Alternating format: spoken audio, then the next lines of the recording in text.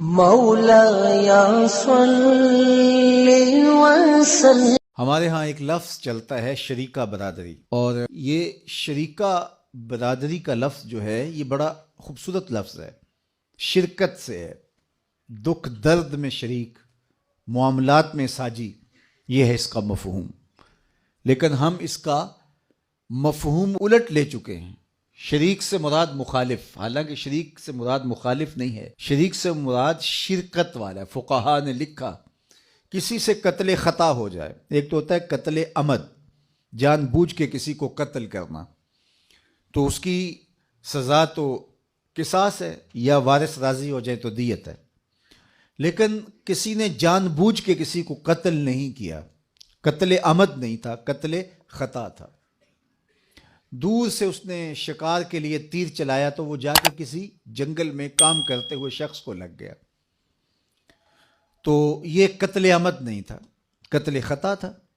تو اس کا قصاص نہیں ہے شرعاً، اس کی دیت ہے۔ تو جب قتل خطا کی دیت دی جائے گی تو اگر جس شخص سے قتل خطا ہو گیا اور وہ دیت دینے کی صلاحیت نہ رکھتا ہو، 200 اونٹ اس کی دیت بنتی ہے تو اتنے وہ کہاں سے دے گا، اتنی اس کی طاقت نہیں ہے،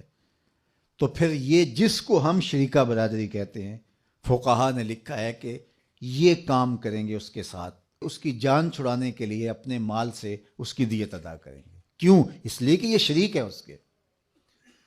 ان کا شریک ہونا متقاضی ہے اس بات کا کہ وہ اپنے بھائی کی جان چھڑائیں اور اس کے لیے دیت دیں،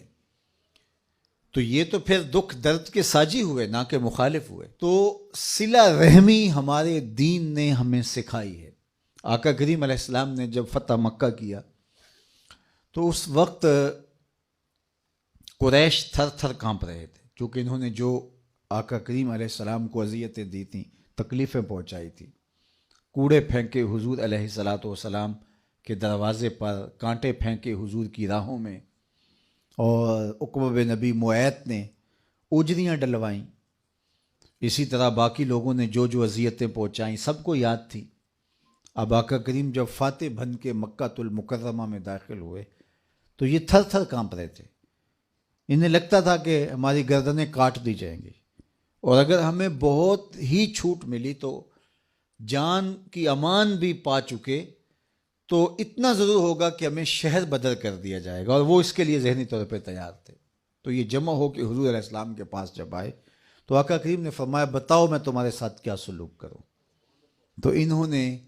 رحم کی بھیک مانگتے ہوئے کہا کہ کریم باپ کے کریم بیٹے ہیں آپ، ہم آپ سے خیر کی توقع رکھتے، اور ان کے دل میں یہ تھا کہ ہمیں شہر بدر کر دیا جائے گا، چلو ہماری گردنیں کٹنے سے بچ جائے۔ تو آقا کریم علیہ السلام نے جو جواب دیا تو ان کی آنکھیں حیرت سے پٹی کی پٹی رہ گئی کہ آقا کریم نے فرمایا کہ آج میں تمہارے ساتھ وہی سلوک کروں گا جو میرے بھائی یوسف نے اپنے بھائیوں کے ساتھ کیا تھا، اور فرمایا اذهبوا انتم الطلقاء لا تثریب علیکم اليوم، جاؤ تم سب آزاد ہو، آج تم سے کسی قسم کا کوئی مواخذہ نہیں ہوگا۔ تو یہ حیرت زدہ ہو گئے کہ ہم نے تو کوئی دقیقہ فروگزاشت نہیں کیا تکلیف پہنچانے میں، ہم نے تو کوئی اذیت نہیں چھوڑی جو ان تک نہ پہنچائی ہو، لیکن آج ان کا یہ رویہ، تو رشتہ داروں کے ساتھ یہ سلوک، جب آپ قابو پا لیتے ہو کسی کے اوپر تو پھر جو ہے وہ تکبر سے اچھل کے چلنے کی ضرورت نہیں ہوتی ہے، بلکہ معاف کرنے کی ضرورت ہوتی ہے۔ اور اللہ کے محبوب علیہ السلام نے 3 چیزیں قسم کر کے کی ہیں۔ حضرت ابو کبشہ الانماری رضی اللہ تعالیٰ عنہ سے یہ روایت مروی ہے، آقا کریم نے فرمایا کہ 3 چیزیں میں قسم کر کے کہتا ہوں، ان میں سے ایک، جب کوئی شخص کسی کو معاف کر دیتا ہے، حضور نے فرمایا میں قسم اٹھا کے کہتا ہوں کہ اس کی عزت میں کمی نہیں ہوتی، معاف کر دینے سے کوئی فرق نہیں پڑتا، فرمایا یہ چیز میں قسم کر کے کہتا ہوں۔ تو آقا کریم نے سب کو معاف کر دیا۔